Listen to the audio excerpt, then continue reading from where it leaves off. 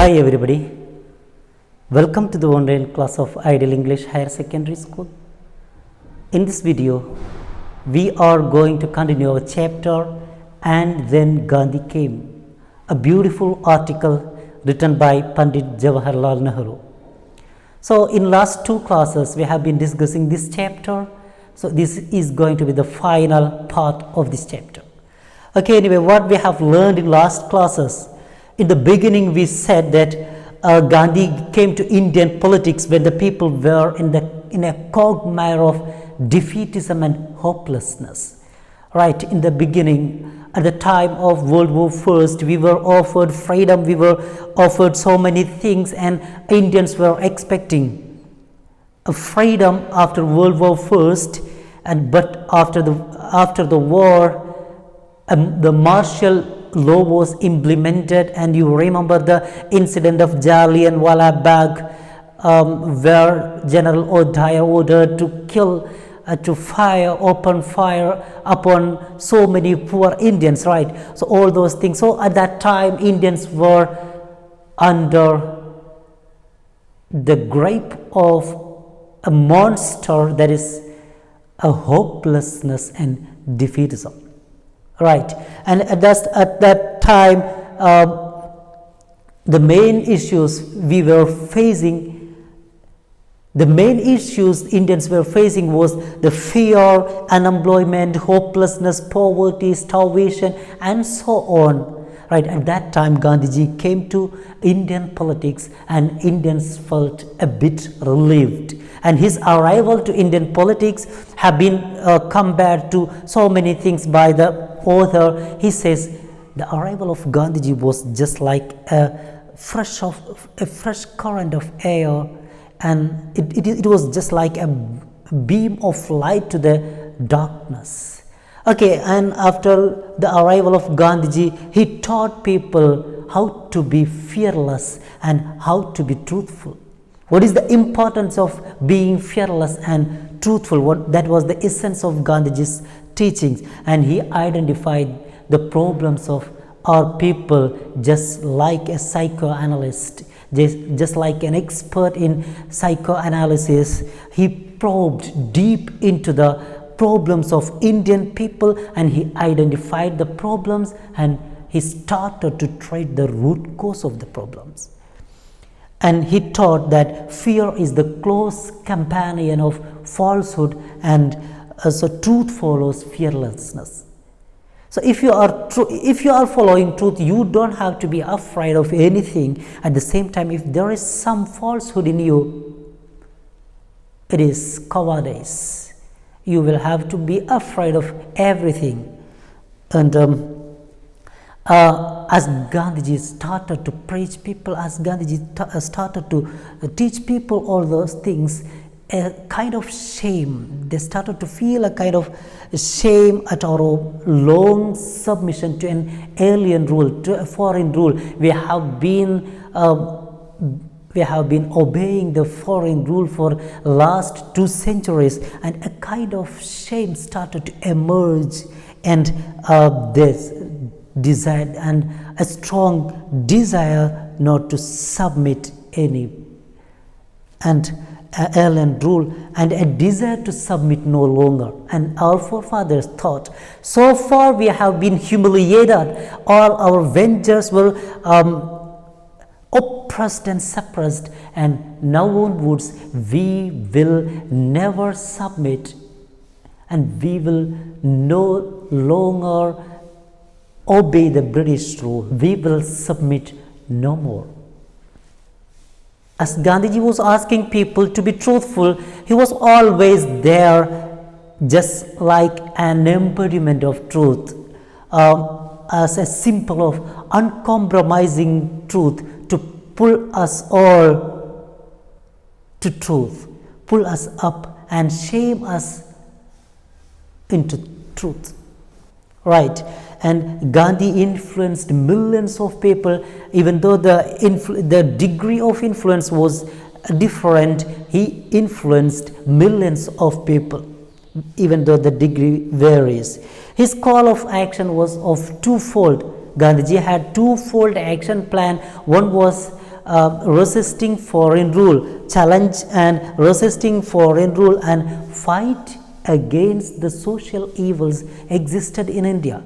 At that time, so many social evils existed, gender inequality, poverty, illiteracy, and so many other social evils, inequality, so many other social evils existed in India, and Gandhiji had to fight against this social evils too. Okay students, now you can continue reading the chapter. Start from realizing that the main props of British rule till what to think and what to do. Use your textbook to read the textual part. Those who don't have textbook, pause the video after each slide and read it.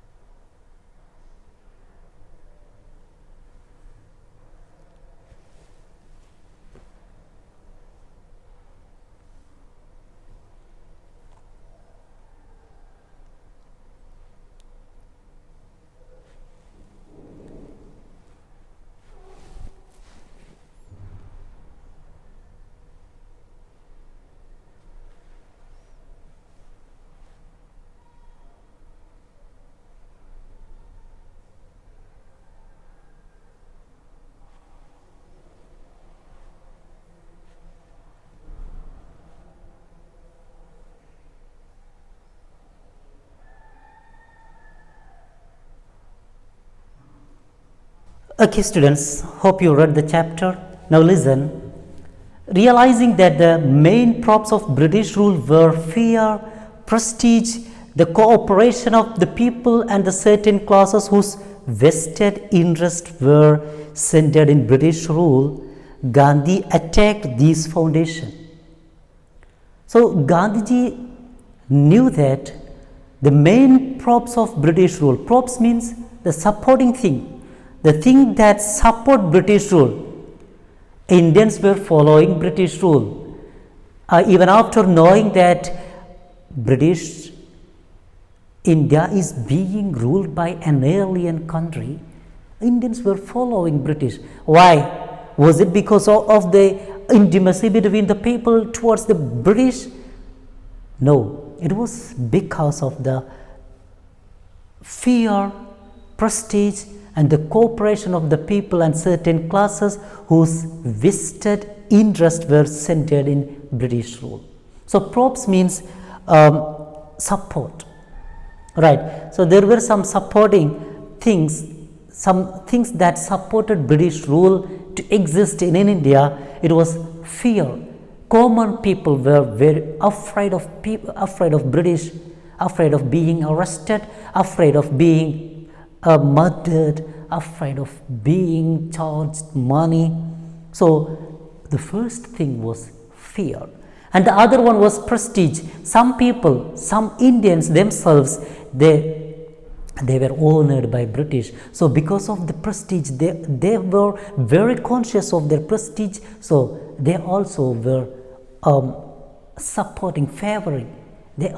favoring British rule. And some other people cooperated with British rule because they had some vested interest. Vested interest means some personal reasons for involvement in an undertaking or situation, especially an expectation of financial or other gain. So some people in India, they had some vested interest, means they had some expectation that they will be financially supported by the British government.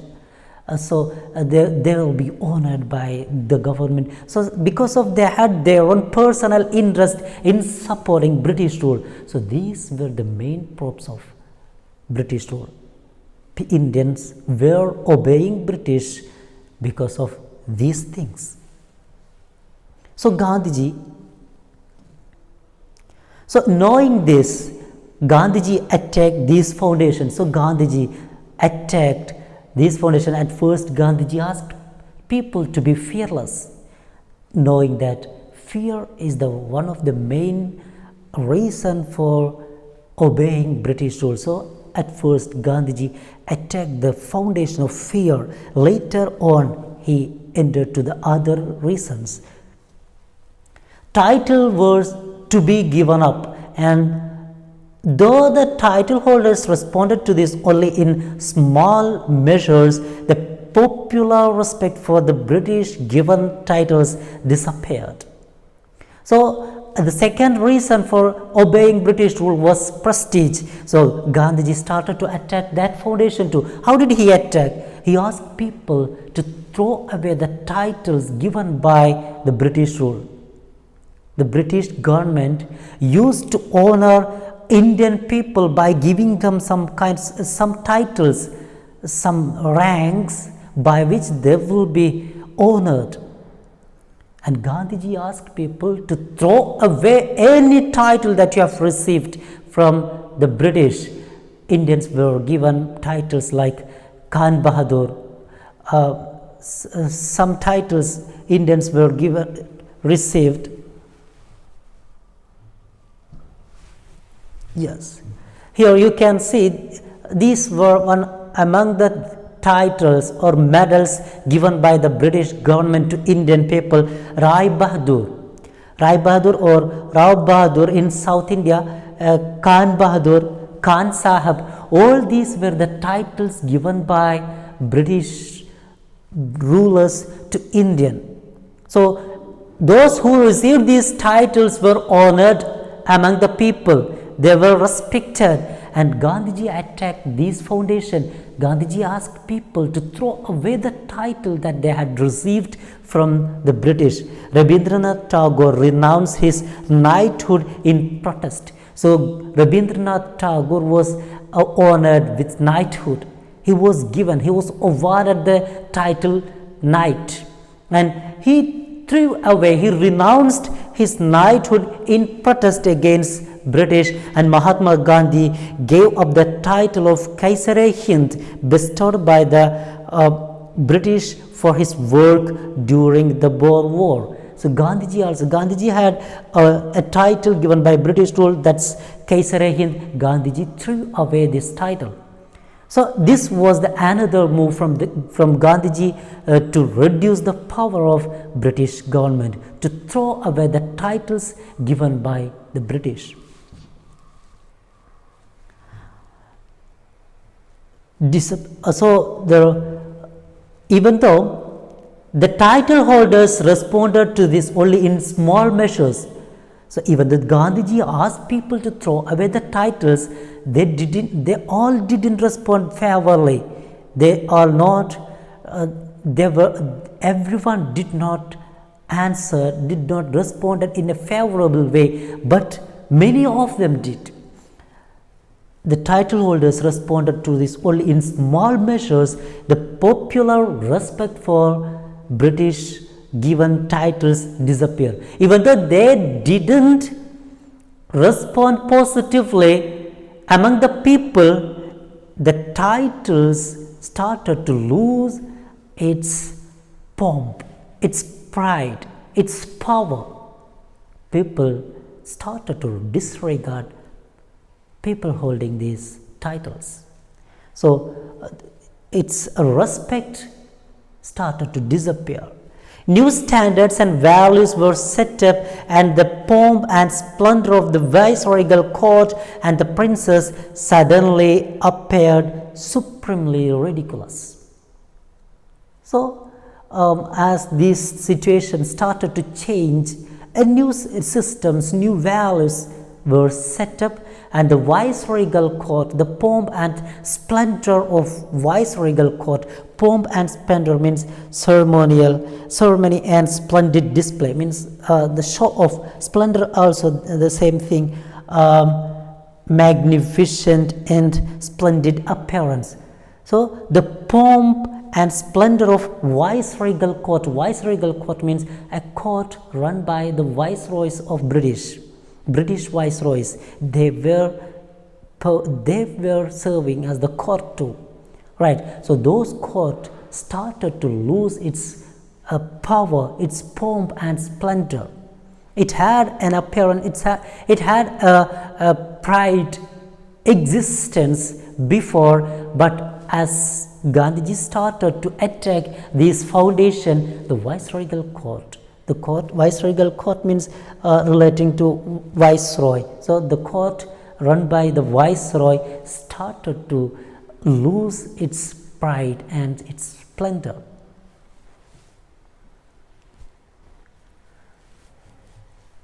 Rich men were not so anxious to flaunt their riches, outwardly at least.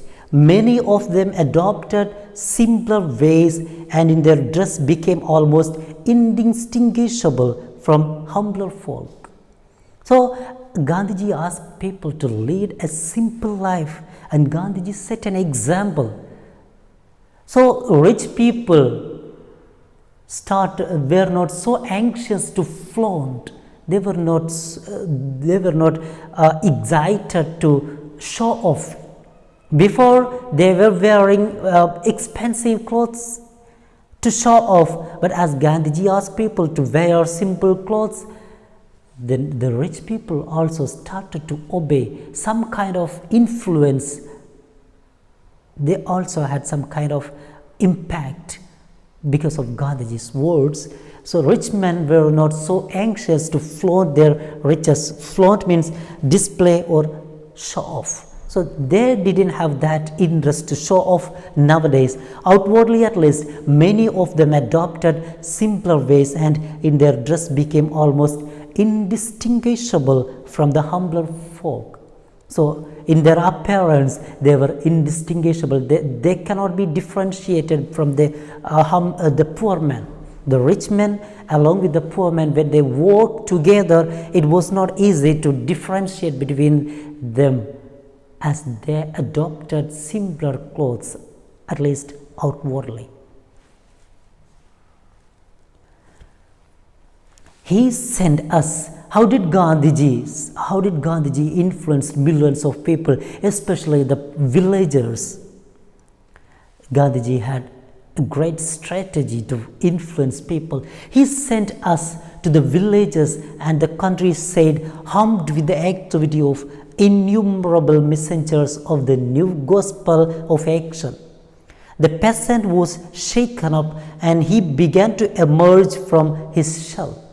The effect on us was different but equally far-reaching, for we saw for the first time, as it were, the village in the intimacy, the villager in the intimacy of his mud hut, and with the stark shadow of hunger always surprising him, always pursuing him. So Gandhiji sent Jawaharlal, Nehru and some other people to the villages to teach them, to inform them, to make them aware of the value of freedom, and to inform them that India is being ruled by some other countries. Actually, India belongs to us. We are the rightful people to rule India. We are no longer slaves. So all those things wanted to be informed to the villagers, and Gandhiji sent some people to the villages and the countryside, armed with the activity of innumerable messengers of the new gospel of action. So many works were going on there in the villages, and new gospel of action means new messages. What is going to be done in India? What is going on? What are we going to do? All those things should be to be shared to the village people. So some of us were sent to the villages, and the peasant was shaken up and he began to emerge from his shell. The peasant, the farmers, they were confined to their work, to their family, and to their mud hut. Their world, the peasant's world, was just his hut, his family, and his farmland. It was his world. But as Gandhiji sent people to the villages to inform them, to enlighten them with the new way of actions, they started to emerge, they started to come out of their shells, they started to follow Gandhiji in his pursuit of freedom. So the peasant was shaken up and he began to emerge from his shell. The effect on us was different but equally far-reaching, for we saw for the first time, as it were, the villagers in the intimacy of his mud hut and with the stark shadow of hunger always pursuing him. So even though the peasants were facing stark hunger, very difficulty, they were starving, still they were following Gandhiji in his pursuit of freedom.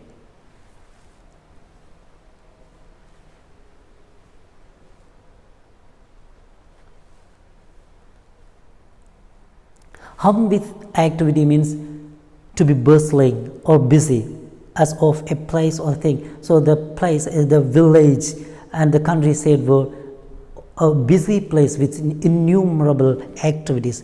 Gospel means the teaching or the revelation, or the revelation or message. Stark means complete, stark, starving, a stark hungry means a complete hunger, sheer hungry.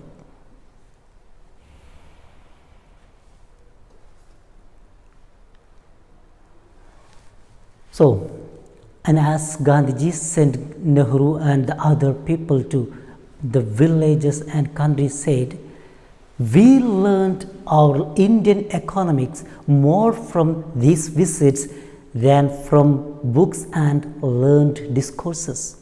So through this visit, we could learn the condition of India, the life standard of Indian people, what was the economy, what was the financial condition of people at that time. We could understand, we could realize, we learned our Indian economics more. We could realize it more than what we studied, what we learned from written books.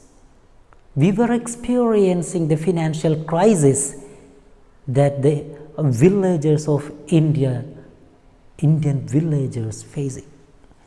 The emotional experience we had already undergone was emphasized and confirmed, and henceforward there could be no going back for us to our old life or our old standards. So by going through, by visiting the Indian villages, Nehruji and his team could understand what is the condition of the people, and so as they thought there could be no going back. We will fight for the freedom. We will never allow an alien country to exploit our farmers, to exploit our raw materials, and we will not submit any longer. There is not going back. We will go forward with the aim of gaining our precious freedom. What was the idea of India which he was setting out to mold according to his own wishes and ideals? So Gandhiji, as he was leading the team, leading the people who who are eagerly fighting for the freedom. So Gandhiji had a great plan in his mind what type of country he wanted to build, what type of country he wanted to mold. So what was the idea of India which he was setting out to mold according to his own wishes and ideas? Gandhiji is going to mold a country. What type of country was Gandhiji going to mold? So Gandhiji was going to shape a country where Gandhiji says, I shall work for an India in which the poorest shall feel that it is their country. So Gandhiji is going to work, Gandhiji is struggling to build an India where the poorest will feel India is our country, in whose making they have an effective voice, because the poorest people have an effective voice in the making of India. It is not the rich people who fought for the freedom. They were among the fighters, but the majority of Indians were poor farmers. So they have an effective role in building the India. So they should feel this is our country. An India in which there shall be no high class and low class of people, an India in which all communities shall live in perfect harmony. There is no class difference, there is no caste system, no people will be considered to be high class, none will be considered to be low class. Everybody will be equal, everybody will be treated equally, and there is communal harmony. No riot, no communalism, no racism, no fight between religions. So Gandhiji foresaw a country where there is no space for communalism. All communities shall live in perfect harmony. There can be no room in such an India for the curse of untouchability. Gandhiji is working for an India where he will never tolerate with untouchability. Untouchability will be never tolerated in such an India. Or the curse of intoxicating drinks and drugs. Gandhiji visualized an India where there is no the curse of intoxicating drinks and drugs. Women will enjoy the same right as men. This is the India of my dream. And Gandhiji visualized an India where women will enjoy the same freedom as men do. There is no gender inequality. So Gandhiji had a great vision of India. So Gandhiji was fighting along with the others for such a beautiful India where there is no no class discrimination, no communal discrimination, no gender discrimination, no caste discrimination. Everybody will live in perfect harmony. So Gandhiji was a Hindu by birth, and he was very proud of being a Hindu. Proud of his Hindu inheritance as he was, he tried to give to Hinduism a kind of universal attire and included all religions within the fold of truth. So Gandhiji by birth, he was a Hindu. Even though he was a Hindu, he gave Hinduism a universal attire. Attire means dress, clothes, appearance. So Gandhiji thought Hinduism is that great to include all other religion to be a part of Hinduism. Right. So a kind of universal attire and included all religion in the fold of truth. So Gandhiji thought, even though he was a Hindu, all the other religion follow truth. He refused to narrow his cultural inheritance. Gandhiji was not Gandhi was not that narrow-minded to reduce his view on the culture of India. Gandhi he refused to narrow his cultural inheritance. So he thought his culture is as vast as to include all the other culture as a part of it.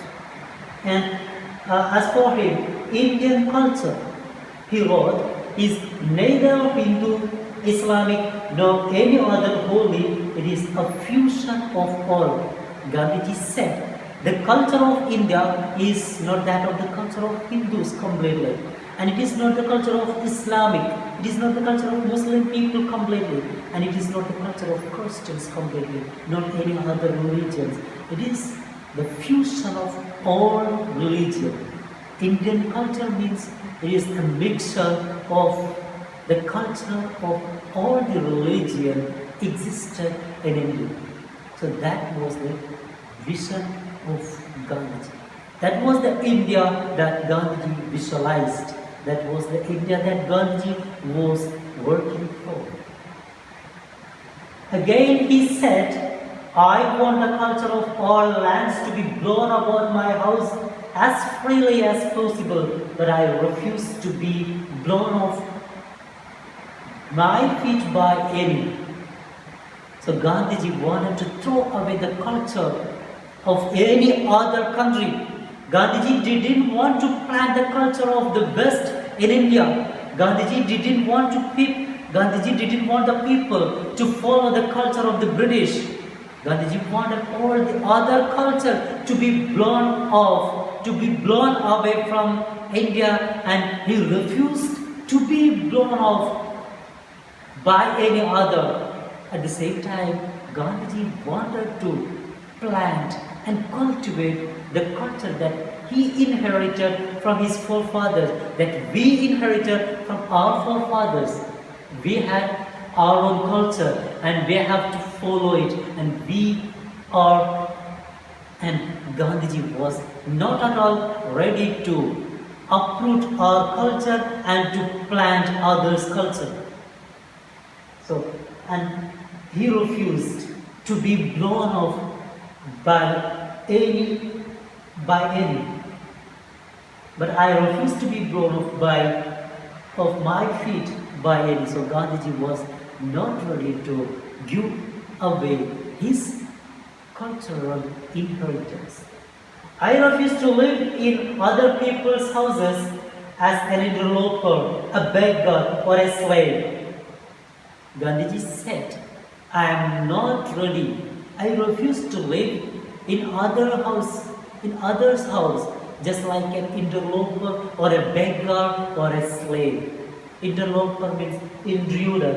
Intruder means a person who becomes involved in a place or a situation where they are not wanted or are considered not to belong. So Gandhiji didn't want to live in others' place, in others' country, in others' rule. And he didn't want to be just like a beggar or a slave. He wanted to live in his own country as a rightful citizen of his own country.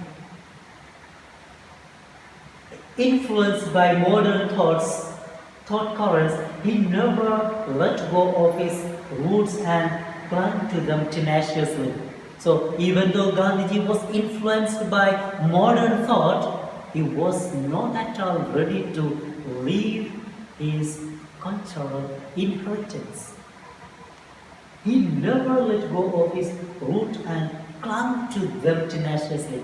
He never gave up his roots. He never forgot his roots. Gandhi was clinging tenaciously. He was holding firmly on the root, and he was all set to reconstruct the culture of India, the basic culture of India in the free India.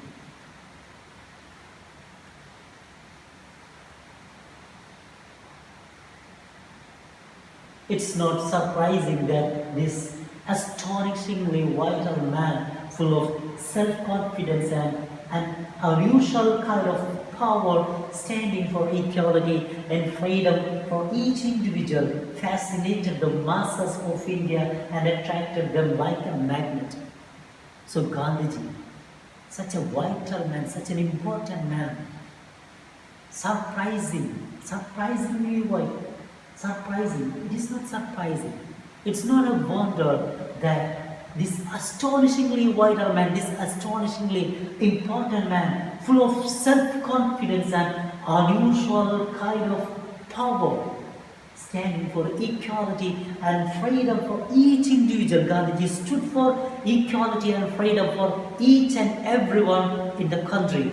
Not for only the rich people, not for only the powerful one, not only for the educated one, for each and everyone in the country. He wanted freedom.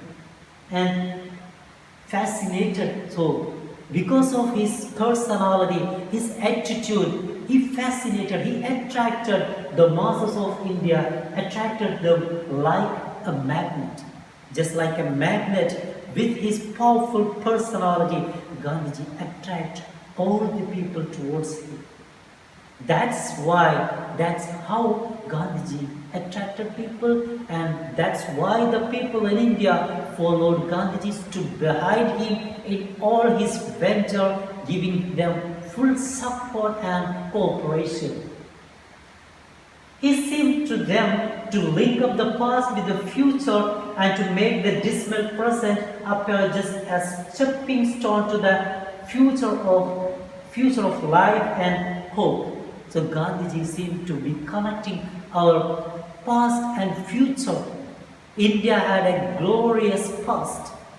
India was ruled by great kings before the arrival of British. So we had a glorious past. And India is going to achieve a glorious future too. India is going to have a glorious future too. So Gandhiji was connecting India's glorious past and the coming future. And this at present, at the time when Gandhiji was living, that dismal present was just a stepping stone to the glorious future. That is said. So he connected the past and future and said this disappointing time is just a stepping stone to a glorious future, and make the dismal present appear just as a stepping stone that to the future of life and hope. Thus he effected a vast psychological revolution not only among those who followed his lead, but also among his opponents and those many neutrals who could not make up their mind what to think and what to do. So Gandhiji, with his astonishing personality, could make change not only in his followers, he could make change even in his opponents, even in his enemies. Gandhiji could make changes. And even in those people who stood neutral without supporting or opposing, so Gandhiji could make a sea change in the attitude of all the people. So he was such a vital and important man, and his history is to be remembered. His principles, his doctrines is relevant for all time. Even in present India, his thoughts and his actions are of immense importance, and it should be followed to have a peaceful India. So that's all the chapter. Hope you understood and enjoyed the chapter. Let's join hands together to work for an India which Gandhiji visualized, a beautiful India where there is no discrimination at all, where there is no untouchability, where there is no the curse of drugs and other intoxicating drinks. We shall work for a beautiful and a peaceful India. Thank you for watching. Have a great day.